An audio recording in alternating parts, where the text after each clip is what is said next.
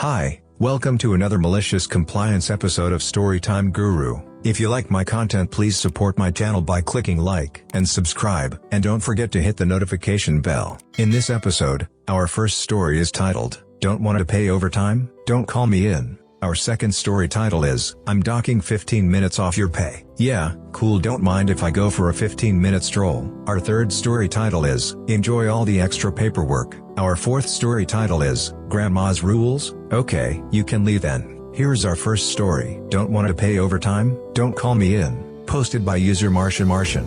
This happened years ago. I was working for a grocery store as the lead of the frozen department, which meant it was usually just me with a part-timer to cover my nights off. One night, the delivery didn't arrive until after my shift was over. I got a call asking if I was planning to come in to finish it. I had already worked overnight, I needed sleep and had other plans, so I told them I couldn't. It's important to note that company policy does not allow the changing of a schedule unless both employee and manager agree to it.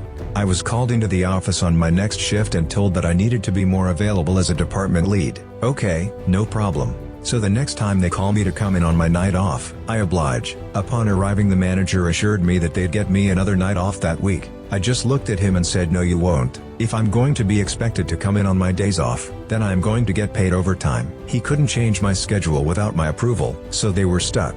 For the rest of my time there, I never got another call to come in on my day off. Here are some of the best comments for this post. Posted by 2231988. Why hire needed help when you can just burn out the few employees you have. Posted by Adam Quinn Castillo. On point. This is the plan in most places. Posted by 2231988. I work overnights at a Walmart. We are supposed to have 15 people on our crew. Well, we had 9 until 2 weeks ago until one of our guys retired, so we are kinda F at this point. Posted by Muksai. W Mart. Get picking. Get restocking. Get picking.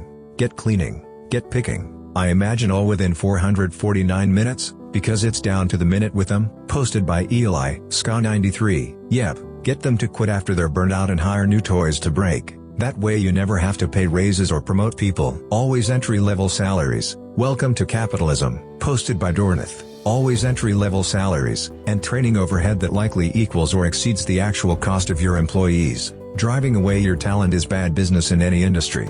How small-minded people like this manage to not run their business into the ground is a mystery. Posted by Lectris Farrow. A big part of it is the system of incentives for upper-level executives. If they can cut the labor budget by, say, 10%, they get a big bonus. They don't give an F if this means the people on the floor are overworked. They don't care if it means less coverage, longer checkout times, and generally worse customer service. They don't have to deal with any of the repercussions. If the business is big enough, it'll probably survive just fine, and if it fails, they will be able to move to another company with their proven experience in cutting costs. It's a short-sighted system that rewards the people who F over others and doesn't reward hard work. It leads to businesses cannibalizing their own most important resource, their workers. Posted by Dornath. That I think is the biggest problem. The idea of business itself as a disposable asset. I definitely noticed that privately owned businesses are more responsible than public ones. Posted by Spider Knife. I think we should outlaw corporations as they currently exist. No more publicly owned scrap. No more pretending a corporation is a person and gets the same rights while getting away with murder because they won't throw a corporation in jail. I mean, I would throw an entire corporation in jail, but I'm an extremist. X-person/people are the owners of the corporation, and they are responsible for /liable for everything, lacking someone else in the company being found liable, period. Posted by Dornath. I don't disagree with what you're saying, but I don't think major reform like this would be as simple as you're making it out to be. Our second story, posted by user Jimmy, if O&M. I'm docking 15 minutes off your pay. Yeah, cool, don't mind if I go for a 15-minute stroll. This happened about 9 years ago at one of my first jobs. I was working in sales over the phone. They had this odd policy of docking your pay 15 minutes if you were even 2 minutes late. Just for context, at this job we took credit card details and the like, but as our security policy we couldn't be alone when working. There would at least have to be 2 people at any time. There were rarely only 2 people on, so it was never really a problem. One day I had to come in earlier than usual at about 9 a.m. I walk in about 10 minutes early, go to my desk. No one else is in, yet I'm the first in, so I put my bag down, turn on my computer, got to the kitchen, make a coffee, bring it back, then go to the restroom. I walk out to my desk at about 9:02. When I get to my desk I see my team leader has just walked in and is visibly sweating from being outside Australian summer. It's difficult not to, and he's still got his backpack on. He then says, "You're late, I'm docking you 15 minutes. Obviously I'm immediately triggered and say, I was there before him, I just went to the restroom. My bag is right there in front of you on my desk and my coffee. Fair enough if he was sitting at his computer ready to rock and roll, but he had just walked in the office. He ignored what I said and said, doesn't matter, you're late. So I'm properly annoyed, not because of the 15 minutes but purely because this clown literally just walked in and is saying I'm late. So being at work and not wanting to voice my actual thoughts and lose my job, I say fine, I'll see you in 15 minutes then, and walk off to leave the office. At this point, he realizes he can't even work now because of company policy. He then says, no, you'll wait the 15 minutes here at your desk. At this point I was beyond being nice. I turned and said, are you going to make me? I didn't wait for an answer and continued off. When I came back 15 minutes later, TL was sitting there with his manager GM, and he had obviously only told half the story because of the reception I got. What seems to be the problem? TL said you threatened him. I then explained to him how I was there before him, and he was docking my pay for being late when he was the one that was late. I've already come in earlier than usual and now I'm getting docked my pay when I did nothing wrong by the person that did. I pointed out that I had set myself up to work already,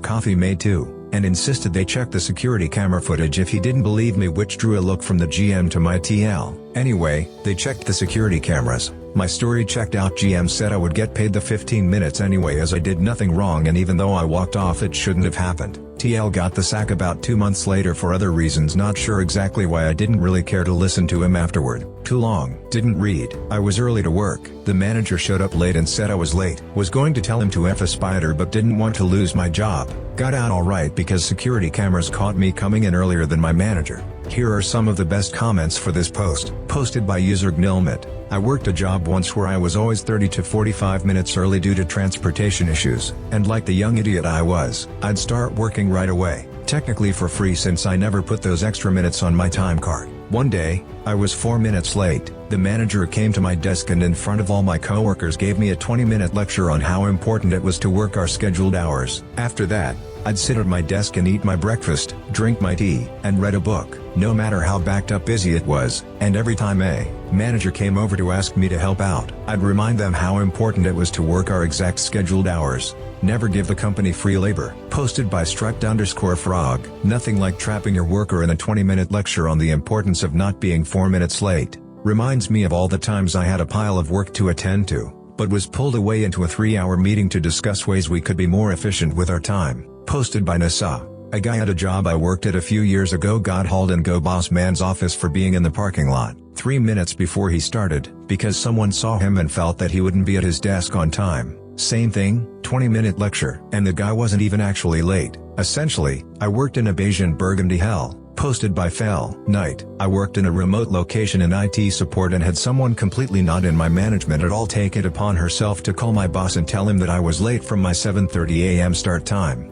Once, because I wasn't at my desk apparently? I don't know. Fortunately, being IT, I was able to pull the workstation event logs and send it over to the boss showing me logging into my workstation at 7:27 a.m. He never asked again, even though I was legit a couple of minutes late a handful of times. Posted by Vagrant123. Honestly, people doing this kind of nag are office bullies. There is no meaningful difference between an employee who is 5 minutes late and 5 minutes early. It's very easy to make up the 10-minute difference. Posted by Will. Back up. With source. I'd be enraged if an employer made a big hullabaloo about me being a few minutes late. I typically work tons of overtime. I have always been a team player, and you're going to castigate me for being a few minutes late? Yeah, F you buddy. Thankfully, that hasn't happened much in my professional career since I was very new and starting out, and I doubt it would happen now. Posted by Vagrant123. That's good. I'm lucky that I get a lot of leeway in my line of work, technical writer. But I'd be furious if my boss or somebody else was so picky about a few minutes. Like, do you really expect me to be that much less productive? Posted by Ageroth. It's never about productivity, it's always a power trip about following the rules. Posted by Trogan. It's asinine. As if employees give 100% of their energy even when they're at the office. In most workplaces, you're lucky if you get 4 hours of real productivity out of an employee on a workday. Posted by Moon Light Song Bunny. That sounds like something out of Dexter's Ego Trip. You were nearly late, so I'm going to tie you down and whip you for an hour. Posted by Binsky89. One time my co-worker and I were a minute early to our Monday morning meeting, but my boss decided to have them lock the door to the meeting room 5 minutes early, so we had to find the admin assistant to let us in because he told everyone not to let us in. He then had us drive 30 minutes to his office. He worked out of the next city over, so he could yell at us for 15 minutes about being late. He was usually a great guy, but I'm pretty sure he was bipolar. Posted by Walizable.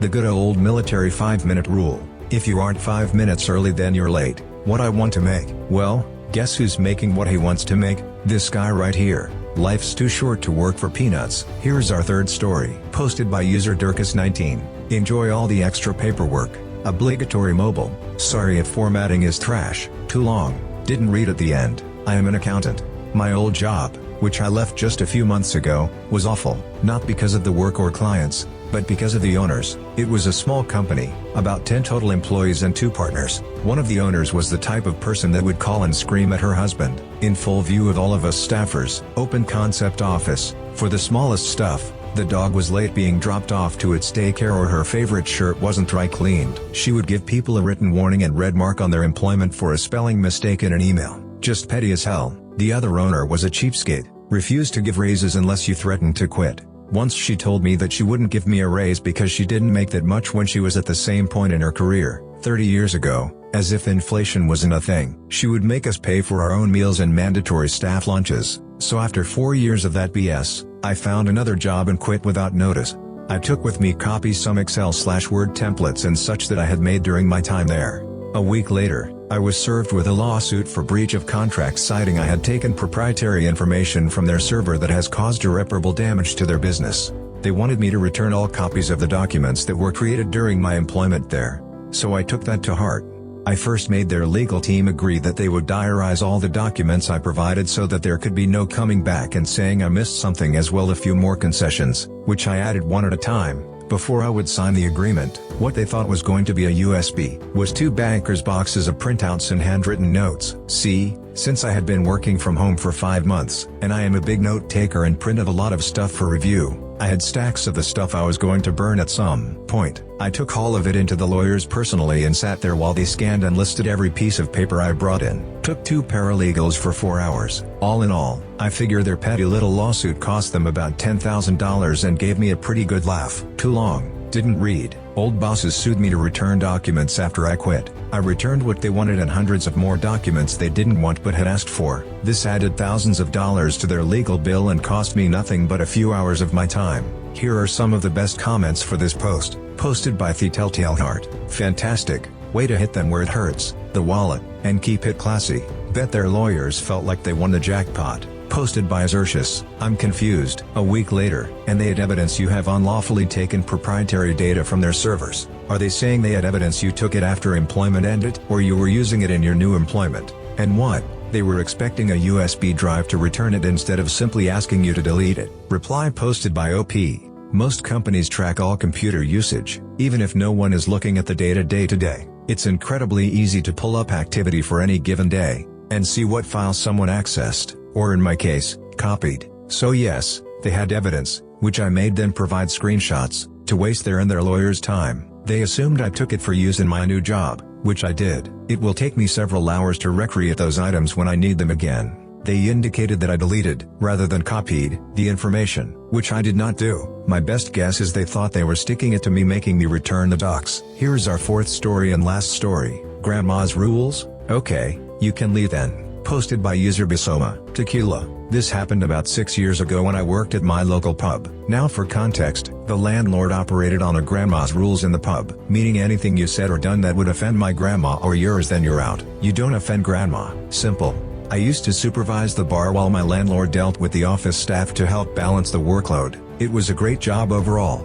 Decent wage, was right on my doorstep, and the regulars were class. Except one. We shall call her Karen. Karen was getting married to one of the regulars and was a complete witch. She was this horrible, morbidly obese woman who would complain about the size of the stools and how it doesn't fit her. What's worse is she doesn't acknowledge you. She would just huff and puff until she gets a new drink. I hated that, and so did every member of staff. One day I got fed up and ignored her because she snapped at me for saying hello. The situation went as follows. Karen, well, aren't you going to serve me? Me. Why, Karen? Grandma's rules? My grandma would be offended if I sat here with an empty glass for too long. I immediately had a light bulb moment and waited for my moment to strike. I served her as normal and spoke to my landlord about her in the office. I explained what I wanted to do, and he gave me the go-ahead. I went back to the bar where she was spitting fire at the new bar girl I was training. I just calmly told the bar girl to ignore her, serve the customers. I then took her drinks, poured them down the sink, and asked her to leave. Karen, what are you doing? Me, sorry, Grandma's rules. She thinks you're a witch and wants you to leave. Spoiler, the landlord is actually a landlady and my grandma. Edit. Whoa, this blew up. Thank you kind strangers for your awards, karma, and comments. My grandma is an awesome human being. Here are some of the best comments for this post. Posted by Chapo. Love the spoiler at the end. Perfect end of the story. Posted by some Archer77. The pacing in this is the chef's kiss immaculate. Posted by Nabresto. Keeping the detail at the end made this a lot better. Posted by Enlightened Narwhal. I don't think it counts as a spoiler if it's at the end of the story. Posted by Bland_Soup. Yeah, it's more like a plot twist, a really good one. Posted by Definitely Wong. M. Night Shyamalan intensifies. Posted by Headful Off Brains. M. Night Shyamalan wishes lol. Posted by Murmalaki. What if there is a sequel? Posted by They Call Murfig. Never heard of Grandma's Rules before. I like Grandma's Rules. OP, I definitely love the Grandma's Rule. I'm implementing it. Wish you all the best and hope you have a great day. If you like my content, don't forget to like and subscribe and tap the notification bell.